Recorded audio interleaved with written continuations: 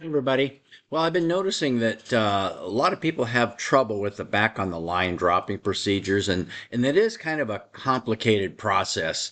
The USGA has tried to make it as easy as possible, but as simple as possible. But there are still a few things here. So, on the next four slides, I'd just like to show you the different possibilities of options that can happen when you have a back on the line dropping procedure. So let's look at a handful of them.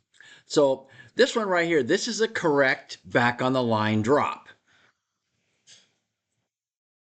Okay, so you can see the ball was dropped.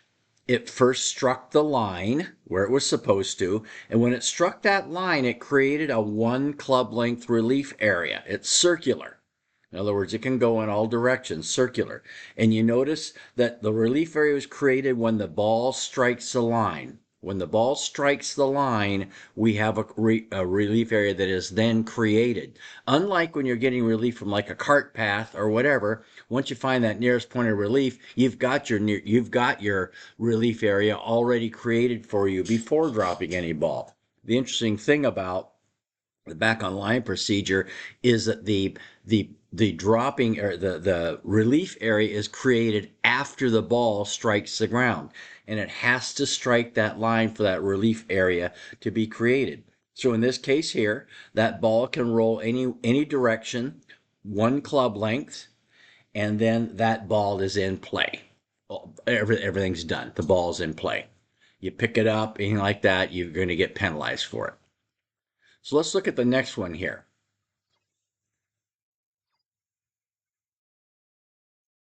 Okay, now what we have here, in this case, the ball struck the line, but then it rolled more than one club length from where it struck the line. Now the relief area was momentarily created when the ball struck the line, but when the ball rolled out of that one club length relief area, the relief area became irrelevant. There's no relief area anymore.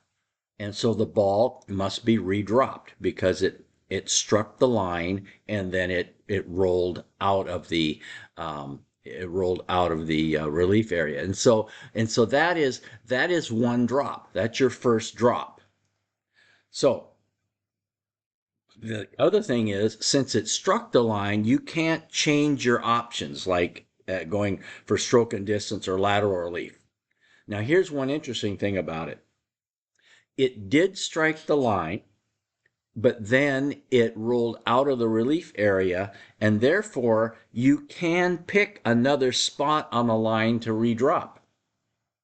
So kind of bear that one in mind. The reason you can do that is it did strike the line when you dropped it, but it rolled out of the relief area. And so one of the things you can do if you want is you can pick another spot on the line, but you still have to do drop back on the line. You can't do any of the other options.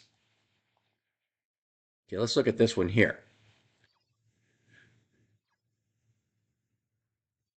Now, in this case, the ball didn't strike the line when you dropped it, and it did not come to rest on the line, and therefore no relief area was created at all. And since there was no relief area created at all, and since you did not strike the line with that drop, the drop didn't count. There was not. They used to call it a no drop. I still like the term no drop, but apparently USGA doesn't use that. And the player still has to make their first drop in the right way, meaning they have to strike the line. And in this case here now, the player can change their options to either lateral relief or stroke and distance, because when they dropped it, it did not strike the line. And therefore, since we had a no drop, for lack of a better word, you can use any option you want. It still has to be relief from that penalty area, but you can still use any one of the options available to you in that one here. Let's look at one more. In this one here, it's a very unusual situation. The ball didn't first strike the line, but then it bounced onto the line and came to rest. And again, there was no relief area created. Now we have a mistaken notion that if the player to play from the line, it'd only be a one-stroke penalty. Kind of like if you drop a ball outside of a relief area when taking relief from a cart path and it rolls into the relief area and you play it, you only get a one-stroke penalty. That's not true for back on the line. In other words, if it goes to back on the line there, if it goes on that line, remember there was still no relief area created. And since there's no relief area created, the player would be playing from a wrong place if they played from that line in this situation here, and it would be the general penalty. Now, again, in this case here, the drop did not count. We have another no drop.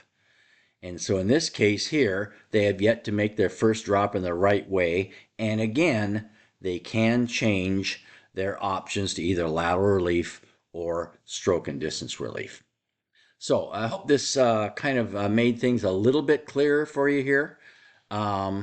If not, just send me an email or whatever the case may be, and we'll hopefully kind of clear things up for you a little bit more.